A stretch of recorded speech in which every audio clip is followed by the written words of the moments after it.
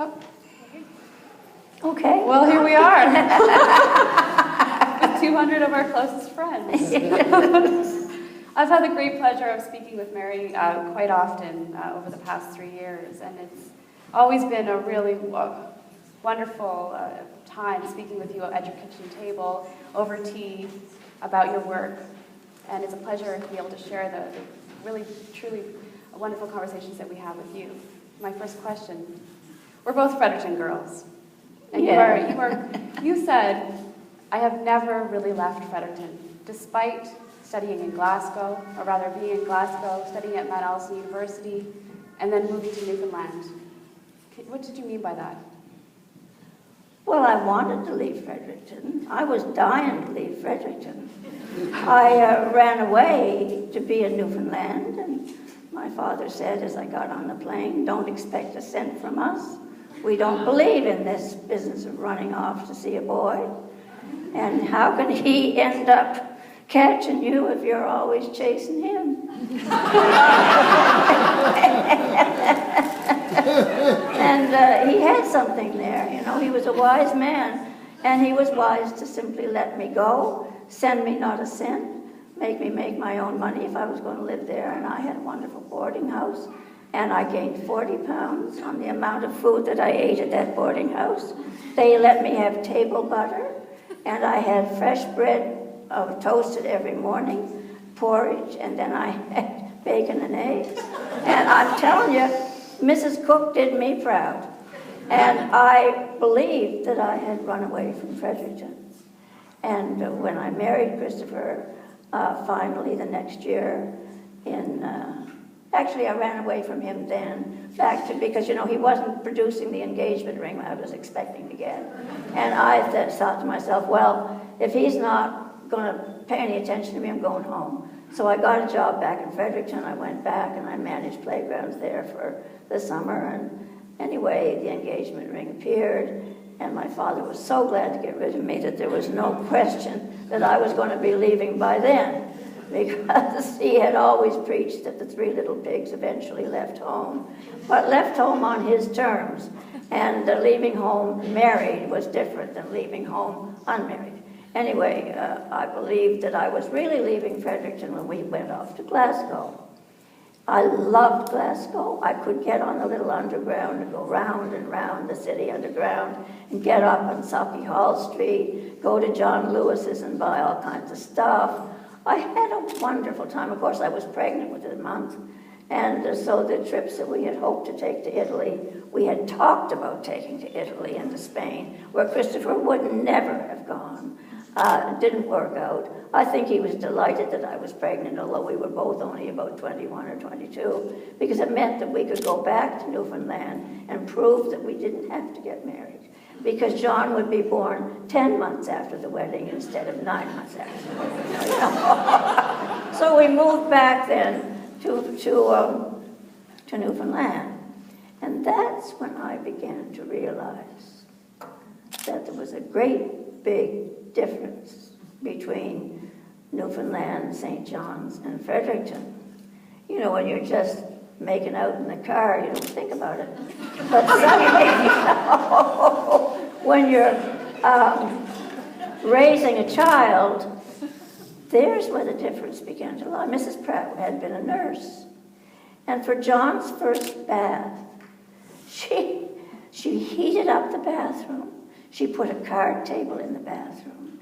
And when it was about 90 degrees, she figured it was warm enough for little Johnny. And she had little twin tips to clean out his ears and his nose. And all of these weird things that I'd never seen that sort of thing before. Heated towels, everything warm and everything. And the baby was bathed first on one side, and then he was wrapped up, and then he was bathed on the other side, and he was wrapped up. And this was all very complicated, and I was scared to death. And one of Christopher's cousins said, well, what are you going to feed the child? And I said, well, I don't know. I had Dr. Spock, and Dr. Spock said you had to measure everything carefully. I was never any good at numbers. I thought I just have to breastfeed the baby. I won't have to worry about it. So she said to me, Christopher's cousin said, you wouldn't nurse the baby. And I said, yes, by God, that's just what I'm going to do. And that was just horrible. I was the first person in years in the hospital to nurse a baby. And when that happened, they brought in the whole nursing school to watch. And I didn't know what to do, and John didn't know what to do, and he cried, and I cried, and it didn't work out too well. Well, I figured I'd better take the baby home to Fredericton, just so that I could show him off before we went back to Glasgow. My mother said, do you think the baby needs a bath? I said, well, not today, not today. She said, well, maybe tomorrow. So tomorrow, she said, what you say? I fill up the sink and we dump him in there. And I realized that the stretch between Fredericton and St. John's was wider than I had ever realized. So we just filled up the sink and Mom popped him in, and they had a wonderful time. There was no crying or screeching or anything. And my mother had always loved babies. She just, for her, children were the thing. And she just, she bonded with the baby. I'm sure she did, perhaps quicker than I did. But the difference between Fredericton and St. John's was very obvious to me at this point. My mother cared about the important things, in other words, the things you could say. Mrs. Pratt thought that everything was important. My mother didn't. She lay around and read books, listened to music, didn't do anything more than she had to do any particular day. And I have certainly taken that as a very good example for a way to live. Read books, listen to music, and look at things, and love things. You don't need to fuss over every cupboard and drawer. Just love what you see. And I think that was what I take from Fredericton. I have never left Fredericton. I still believe that the things my mother and father taught me were the right things. They were loving, caring parents. I never wanted really to leave them. And really, I think these images that you see indicate that I really never did leave them. The jelly, these things my mother made, Mrs. Pratt would never have thought of it. I mean, no, it wasn't the sort of thing they did, but it was the sort of thing my parents did. Well, I mean, why not? There were high bush cranberries in the backyard. There were gooseberries. There was everything in my father's backyard. And so my mother might not have wanted to make jelly, but she had to. And when those great big bushel barrels of tomatoes came, I could hear the little sigh. And they used to make tomato juice. And they had a special apparatus for making tomato juice. It was the worst tomato juice you could ever imagine. It was absolutely foul. And all during the winter, you could hear it exploding in the basement. Nevertheless, Fredericton was the exciting, wonderful place where within 4 walls you could find a magic world. You began painting quite early. As a child, you said it, at the age of 6, I believe it was. When did you find that you truly found your voice as a painter? Well, I suppose you could say there were a couple of times. I think even in grade 1, if there weren't enough coloring pages to go around and I was the one that was distributing them, I thought, well, I won't take one because I know how to do this and they don't. And so, I would go without one. And then when I was about 11, I had a painting hung in the Luxembourg Museum in Paris. I mean, you talk about.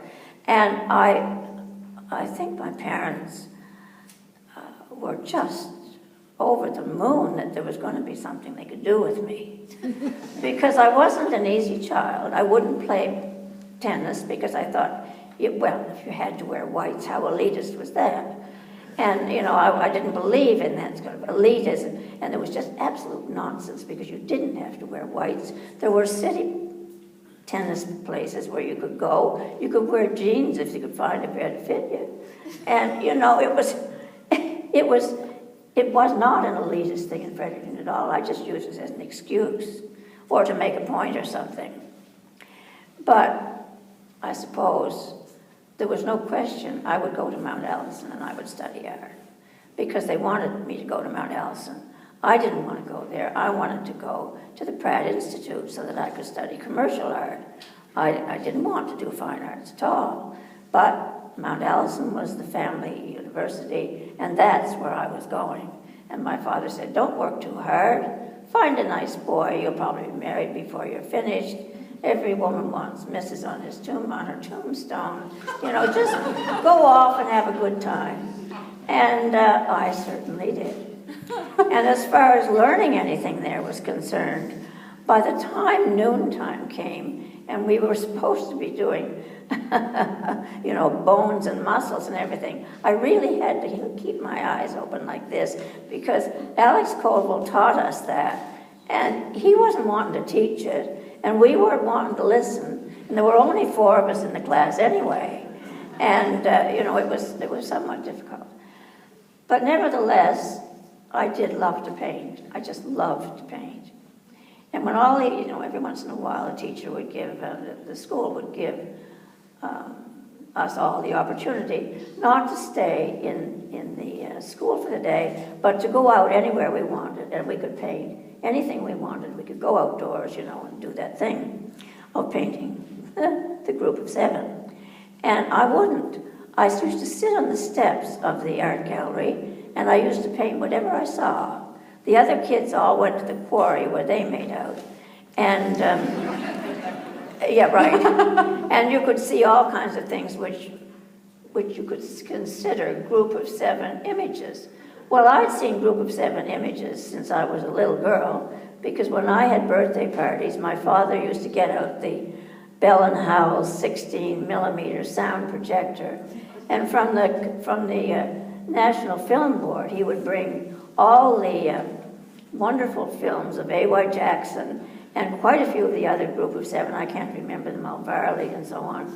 And they would have all this wonderful, haunting music, flutes and gorgeous music that I always relate to Lou Applebaum, but he may not have done that, I really don't know. But they were so Canadian. They were, you know, and all the other kids in my class, you know, that were at the birthday party would say, what horrible paintings. And then I would have to defend the group of 7. What stupid paintings. Why would anybody do that? So I was put in the position of defending the group of 7 because to my friends, these were modern and unacceptable works. And Dad also showed us The Tale of Two Cities, you know, the old one, the wonderful black and white one. You know, so he never got Walt Disney movies for us or anything like that. He educated us even at a birthday party. So the group of 7 was something that I had defended as a child to my fellow students, but I knew that wasn't what I wanted to do. I knew that they had done that. They'd done that before I was born, probably, or maybe they were still doing it, but that was not my world. I didn't go out in a boxcar and, you know, sit on the edge of the boxcar and roam around in the woods. I didn't do that. I stayed home. I stayed home and I studied. I lived within 4 walls and within my father's backyard. I was not a roamer. I didn't want to go to Italy. I didn't want to go to Spain. My friends did, but I didn't. I thought, why would you want to go there? And, you know, why would you want to do that? I'd rather work for a living, make enough money to buy some clothes to go back to Mount Allison, and, you know, do whatever, paint in summertime or whatever. But I paint in the afternoons when I wasn't working. So I continued to take art lessons from the people who were teaching at UNB and whatever, until I was probably old enough to run away with Christopher. And I still, although I learned to paint, and I painted quite well, I didn't know what to paint. I didn't have a clue what to paint. I knew I didn't want to paint, but I didn't know what to paint, and I didn't know how I was going to find out what to paint. And after the children were born, and you know, I was living in Salmonier, I was certainly living within 4 walls. There was a lot of work to be done in those 4 walls, and I continued to paint. I would paint whatever was around, you know, little nesting cups or fish or whatever. But it was just a sort of an exercise. It was still learning to paint. And then one day,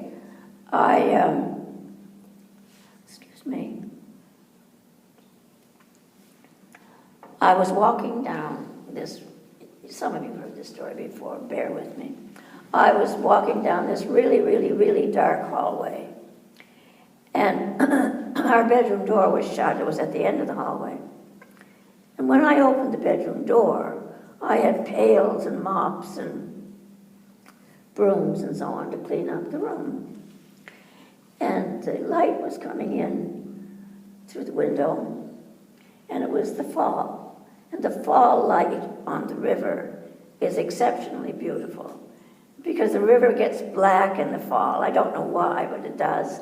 And there are little puffs of something. It looks like somebody's been doing their washing and has dumped it in the river and all the foam. It isn't that, but it's what it looks like, the sort of foam from, you know, tide or something. And I looked at the bed that I was about to make, and it was just amazing. And I got this ridiculous, erotic reaction looking at the bed that had nothing to do with what you do in bed, but it had to do with what I was looking at.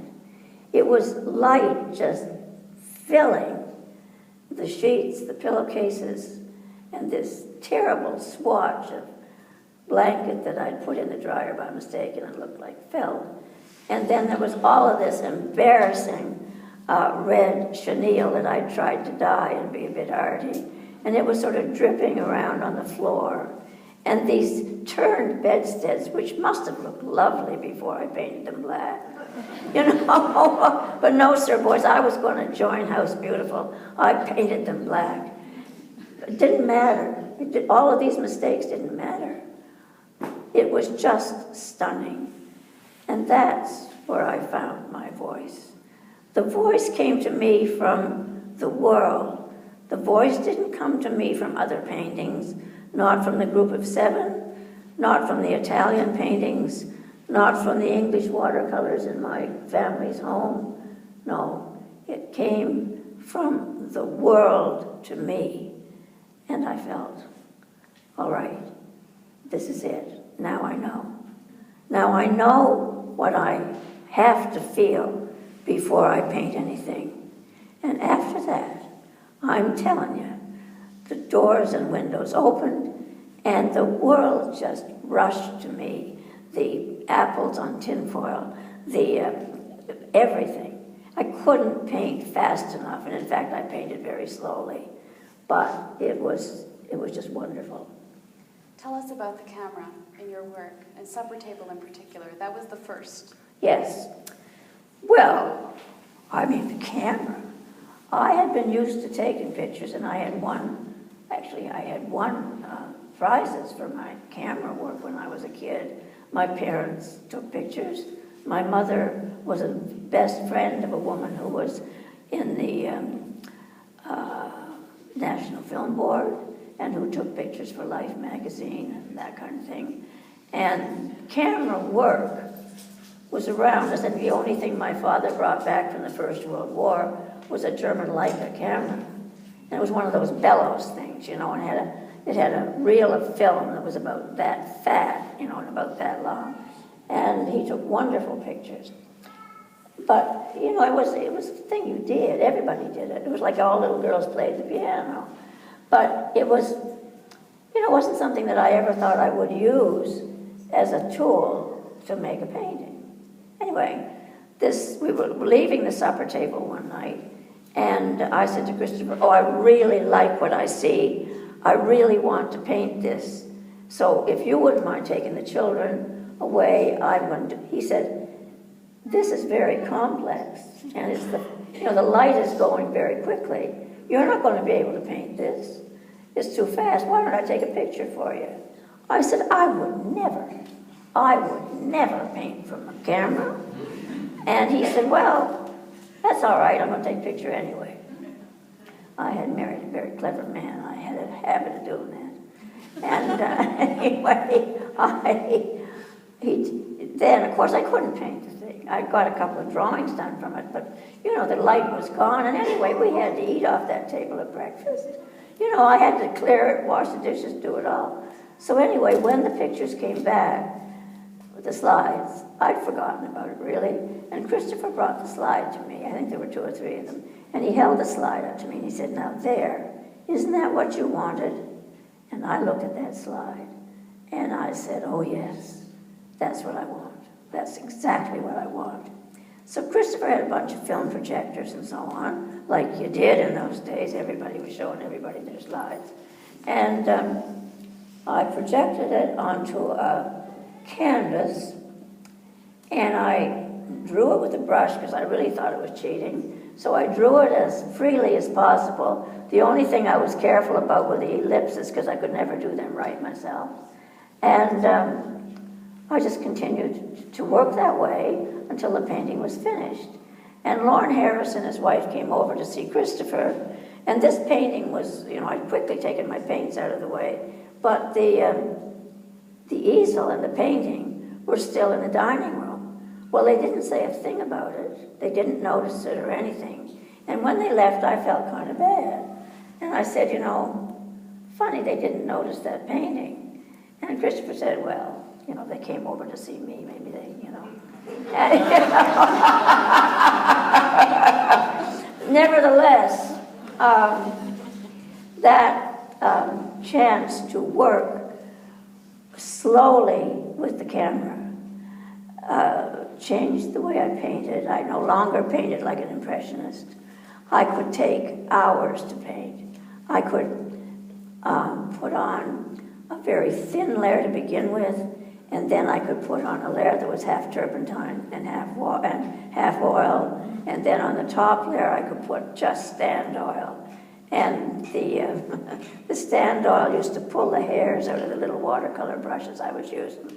And so it looked as if I'd knit the painting by the time I was finished. But I used so much stand oil in the final layer that I had to lay the paintings down to dry. And I had to lay them down to dry for several months before they could stand them up, otherwise they would just drool down. Now, the one that the National Gallery has is a perfect example of that. And that was a really, really early painting. And boy, did they gouge.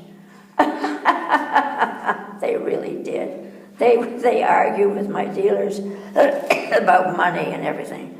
I mean, it was just so embarrassing.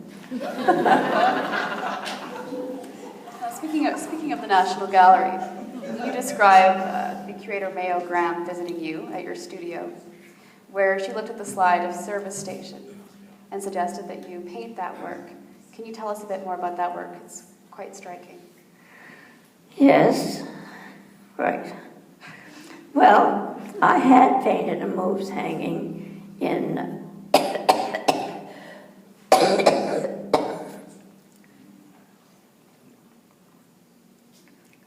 hanging outdoors before.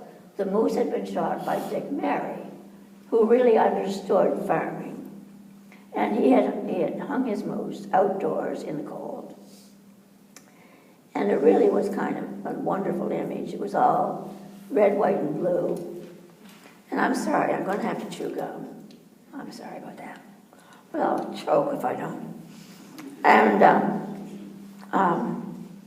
I did this painting, and you could see, I don't think you can see the drips of blood on the snow, but I thought for years that you could until I actually saw the painting again. And you couldn't. I must have gone over them or something. And then in the window of the house, you can see a little bit of the moose reflected, which was the only dark indication in that painting. Anyway, the art gallery of Mississauga or somebody bought it, and it went into the office of the president at the time. I think the president at the time was Tuso Wilson, or somebody, you know, a really, really major figure in the world of geology and geography. And when he died, or when he left the field, or whatever, the ingoing president took it off the wall and was quite horrified by the painting. And a big fuss about it, and it got to be a picture in the Globe and Mail. And I didn't have much publicity in those days. And the local guy who sold the Globe and Mail saw his cousin's moose hanging, in a picture in the Globe and Mail. So he phoned me, and he said, I got a moose. You want to paint my moose? And anyway, he owned a service station and a convenience store. And, he was the one that sold the beer. So that all the trucks and everything that got beat up because the guys were drinking beer, he fixed them up in his shop. And so I went up to the shop with my camera, and I didn't see any moose hanging around. So I went into the convenience store, and I said to his wife, well, Teresa, I thought that Ed said he had a moose. Oh, yes, she said, it's in the garage. I'll get him to show you. So Ed came out in his coveralls, and he lifted the door of the garage, and there was that moose, hanging like that. And, the legs splayed apart on a stick, a pole, I guess, on the back of the wrecking truck. Well, I was absolutely insulted. I didn't think it was possible that anybody would show me anything so awful and brag about it. Because he was so pleased with his moose. And I was so affronted. I just felt almost sick to look at it. But I took the pictures, and he said, now, do you want me turned around a little bit? Oh, can I turn it around for you? And I thought, anyway, he turned it this way and he turned it that way. Didn't bother him at all.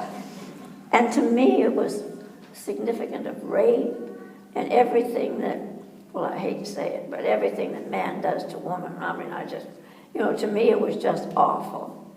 And actually, it was the other end of the moose, but I didn't know that.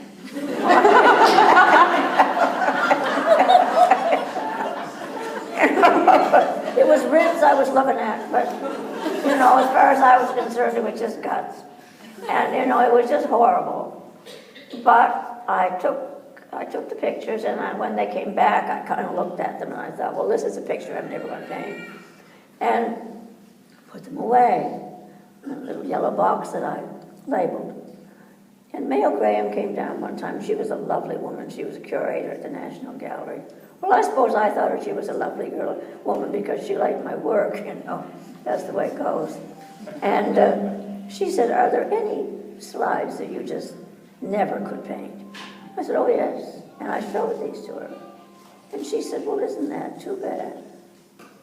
And I thought, really? Is that what you think? I put them away. But these words kept going around in my head. Really, isn't that too bad? And I thought, she's a smart lady. Maybe it is too bad. So I began to think about painting it. And then a lot of really nasty things happened in the family. We lost a couple of babies, twins. My eldest son got sick, and we were frightened to death about him.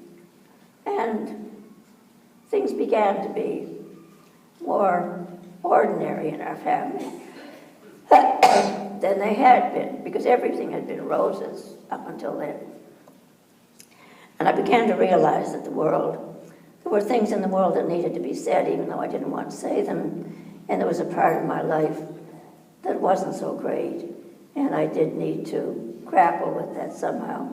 So I did begin to do the painting, and it took me a very long time to do it. One child came to the studio and said, that's a great door. And when I finally finished the painting, I called Mr. Williams and his wife and said, would you like to come? Remember that moose that you killed all those years ago, and so on and so on. They said, oh, yes. And I said, well, I've done the painting. And Ed said, well, I'd practically forgotten about that. And I said, well, you might like to come up and look at it. So he and Teresa came up, and Ed looked at the painting, and he said, well, there's my old truck.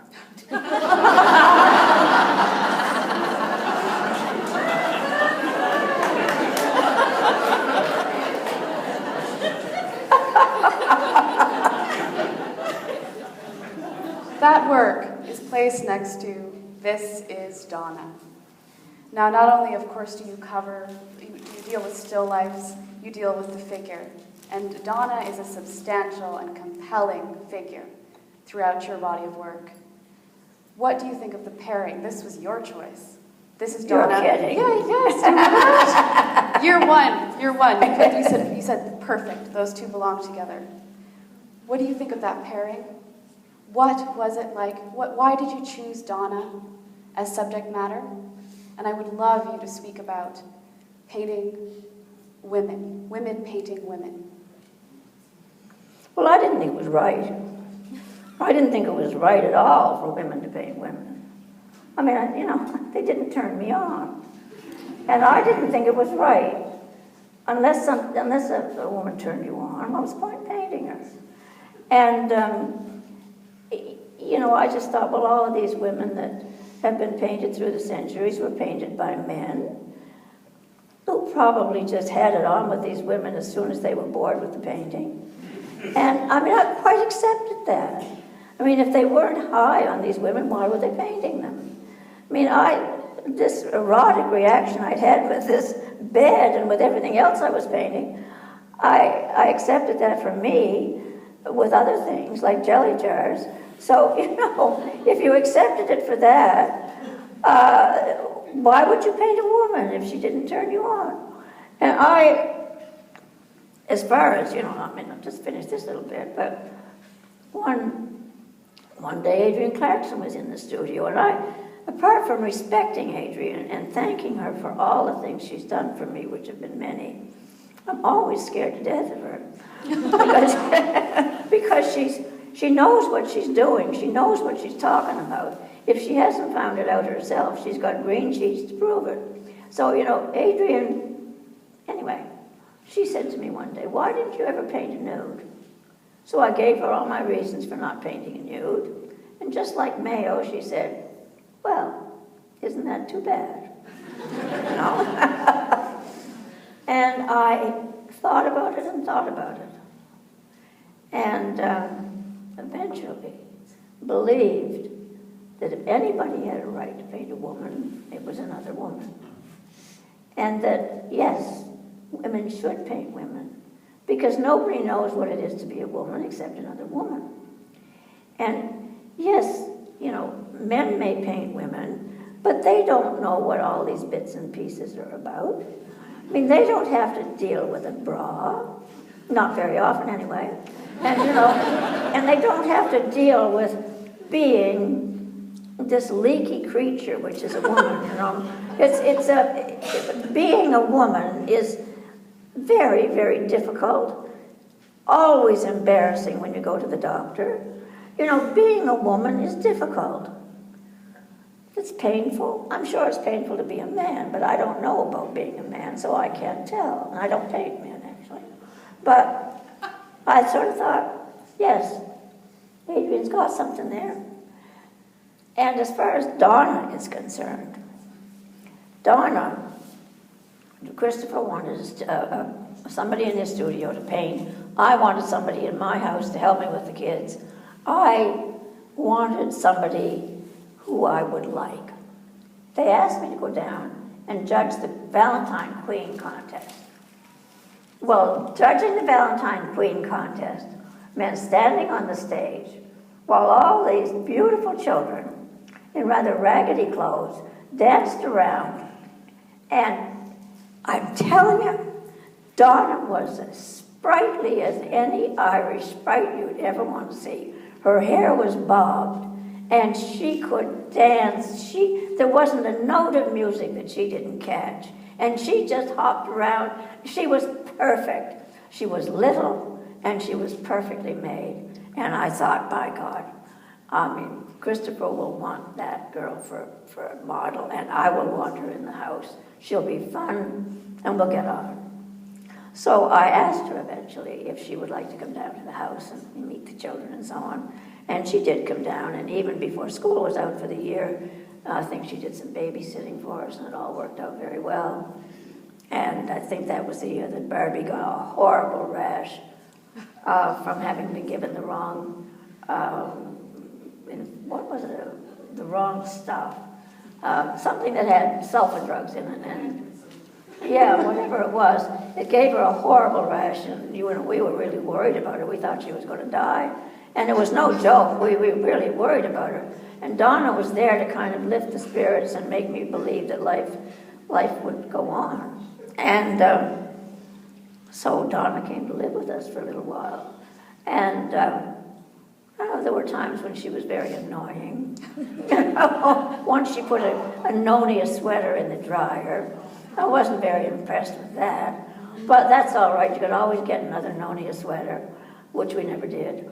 But nevertheless, she was joy in the house. She was like a light in the house.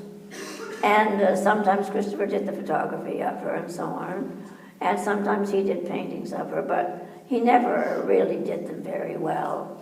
And, it wasn't his fault. Really, he just didn't understand. I realized that no, Adrian was right.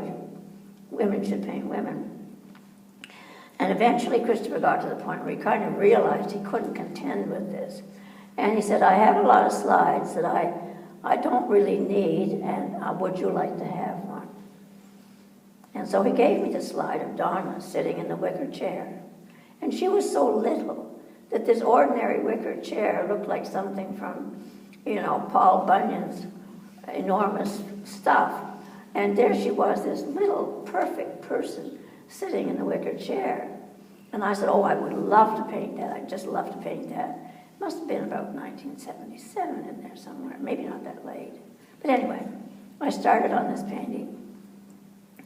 And people liked it.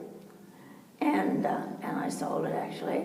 And they put it on the cover of Saturday Night. And people were outraged. They stopped their subscriptions to Saturday Night because there was Donna. Actually, she had her bathing suit on, but nobody knew because she had her knees up to her chin. And people didn't read the space between her calves right. They thought it was all her bits and pieces. Well, it wasn't. It was her arms across her stomach. But people in Canada were used to looking at bare naked people, and they were affronted. They were really upset. Well, I didn't care. I didn't care. It didn't bother me one bit. I guess I was beyond caring about that sort of thing. I just thought, well, that's stupid. And it is stupid, really. People should be able to look at people with no clothes on and, it's just all humans together after all. And I continued to work on some slides of Donna that Christopher gave me. And then I thought I'd love to paint Donna in a dressing gown, but she had gone to Halifax, so she wasn't available. And then one day she came back. One night she came back to the house, and she was in some state. Somebody had really done her wrong, and she was so miserable. And Christopher said, well, you've been wanting to do photography of Donna in a dressing gown. Why don't we do it now? And I said, well, I didn't buy the dressing gown. And he said, well, you must have one. And I thought, well, yes. So I went and pulled out a dressing gown from a drawer. I didn't iron it, much to my dismay later on, because it was full of wrinkles. And I said, well, you can try this. It's all I got. So Donna and Christopher went over to the studio, and Christopher put an incandescent light on one side of her, and one of those lights that are bars, I forget what you call it, fluorescent light on the other side, which made for blue and orange, and he had done this lots of times before. So it was a sort of a trick that he had. And it meant that there was this wonderful dark green shadow, almost prehistoric, behind Donna. And anyway, the slides came back, and I was just blown away by them. They were wonderful. And there was no question I was going to paint some of these slides. I was going to do this, and I did. And one of them is called This is Donna. Another one is Donna kneeling, and you'll see the outline of her knee socks on her legs. And she was cranky, and she was vicious. And you could see it in her eyes that she just fed up with the world. And I don't know I don't think she was fed up with us. I think she was just really upset. And then another time I had Donna come to the house, And we spent a day, just Donna and me, alone in the house, and I just let her get dressed, and that's the one with the towel around her head, with her makeup all over her face, not finished. And but the slides that I took of Donna weren't at all like the slides that Christopher took of Donna, because she was looking at me, or she was looking in the mirror at herself, so it wasn't the same at all.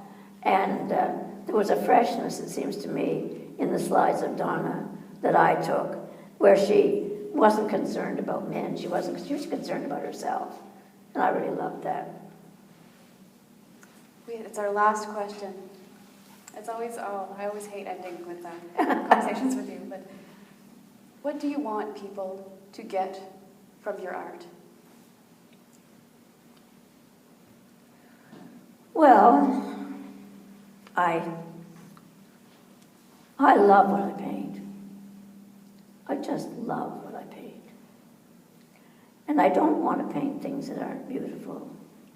Because if I'm going to spend 18 months or 6 months or whatever doing a painting, I don't want to look at something that I think is horrible. And on the other hand, you know, there is a whole difficulty to the world and to life. And I know that.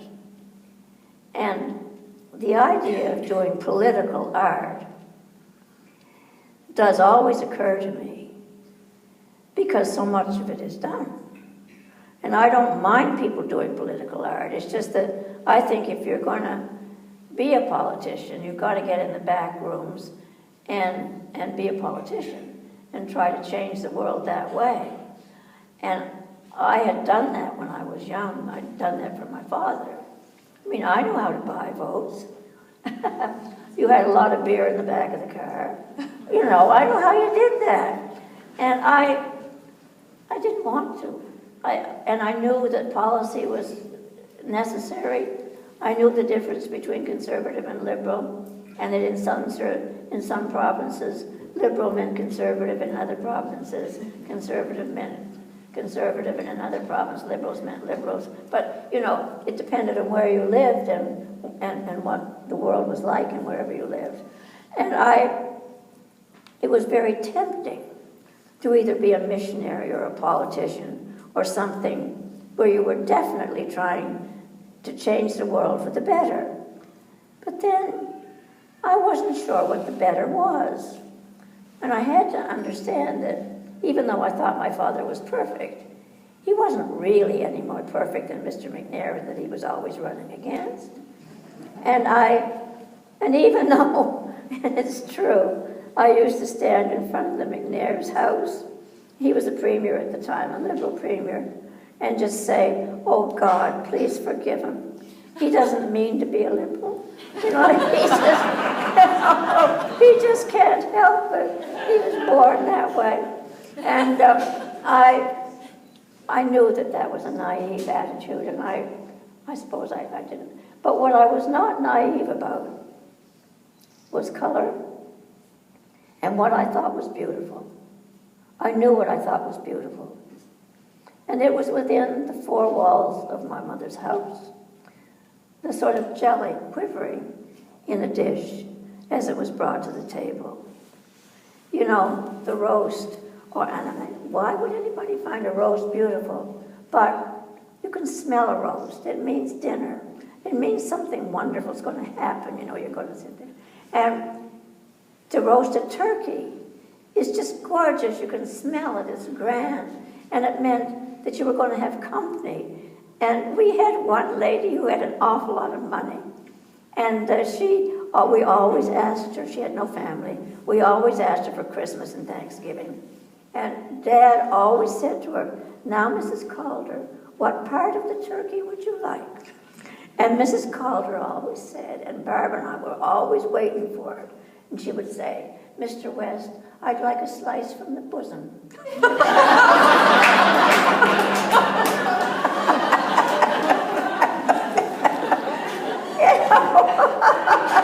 And then, you know, Barbara and I would just about die with laughter. And these wonderful things that happened within our house when we were allowed in the summertime on a rainy day to get out the toboggan and put it upside down on the stairs and wax the bottom of the toboggan and slide down the back of it onto the floor at the bottom. Nobody else was allowed to do that. In our house, we could take all the cushions off the couch and turn it into an airplane or wherever we were going. Nobody else's mother would let you do that. And upstairs, we could put on my father's socks and slide around. You know, we could slide the full length of the upstairs hall into a bunch of cushions that were under a mirror. And nobody else's mother would let you do that. And one of the paintings that I did was called, one of the shows I did was called The House Inside My Mother's House. And there was a little house that my father had made for us, a doll's house. And it was at the end of this long hall. And at the other end was a mirror. My parents never bothered to hang up the mirror. They weren't big on getting things done. And the mirror was sort of leaning against the wall, and there were all these cushions there. And anyway, a friend of mine, Iris Bliss, who taught at the University of Toronto, went into my show at Mira Goddard's. And the first thing she saw was this long hall with the doll's house at the end. And I guess the first thing she said was, "I've slid along that hall." And our house was a house full of pleasure. There was only one time when my mother was really cross at me. And she said, "You're just like your father." And I said, "Yes, and you're supposed to love him."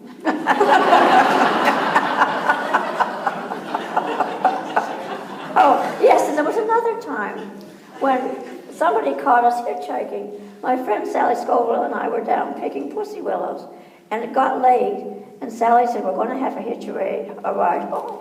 I said, "I'm not allowed to hitchhike." And she said, "Well, neither am I, but we'll never get home in time if we don't." So anyway, we went out with our thumbs, and I suppose we were about 10 years old. And Sally's uncle stopped, and we got in his car, and Mr. Scott drove me home, and he came in the house with me, and he said to me, "Bill, I'm afraid I've caught Mary hitchhiking." And Dad knew he was supposed to say something awful to me, to reprimand me for doing this. Actually, I think he was rather proud of me. But he knew, because of Mr. Scott standing there, that he was going to have to say something to me. So he said, "Young lady, how would you like to go to your room?" And I looked around at him and I said, "How'd you like to go to hell?" and you know, all my father did was laugh. Because, I mean, he couldn't believe that, you know, that, anyway, let us simply say that our house was a happy house. And the images that appeal to me come from that house that was full of pleasure and full of light, where people did listen to wonderful music, and they listened to the hit parade too, and we talked about things, and we read poetry to each other and discussed whether Tennyson was better than Wordsworth, and where everything wonderful seemed to happen. And I couldn't think of a better way to paint than to try to paint the kind of discussion that went on in our house. It wasn't always as sort of silly and romantic as I make it sound. My father was, after all, a politician, and we did discover politics. And, you know, there were things we discussed, whether communism was better than other things, and I was always on the side of communism, which made it difficult for the rest of them. And, you know, whether you should do this. But there was always this undercurrent of, yes, everything is beautiful, but there are problems to be solved. There are problems. My dad had fought in the First World War. He'd gone through Vimy, Passchendaele. He had gone through Ypres. Awful, awful things. And so always, he never talked about it, of course, till he was very old. But there was always a recognition that you couldn't have something wonderful unless there was difficulty involved. You couldn't make red currant jelly unless you worked at it for 3 days. You know, everything had to be worked at and discussed and so on. And so, yes, I like the idea that you look at what is beautiful, but I hope that for many of the paintings, people will go away loving what they saw, but wondering what else was there that they didn't quite get.